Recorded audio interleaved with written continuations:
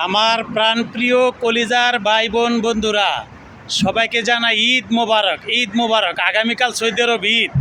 আমি সবার জন্য দোয়া করি এই ঈদ যেন সবার ভালো কাটে। সবাই আমার জন্য দোয়া করবেন, আমিও যেন সুস্থ থাকি, ভালো থাকি।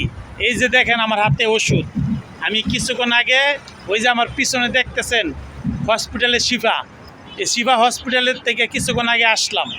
আমি একটু শারীরিকভাবে অসুস্থ, তো এই ঈদ সবার জন্য না।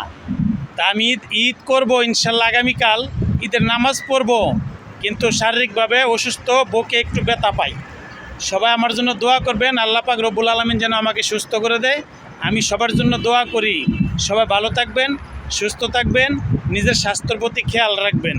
আগামীকাল ঈদ, বাংলাদেশেও পরের দিন ঈদ। আপনারা ঈদে নামাজ পড়বেন, আইসা শ্যামাই খাবেন, গরু জবাই করবেন। সবাইকে ধন্যবাদ, ভালো থাকবেন, আল্লাহ হাফেজ।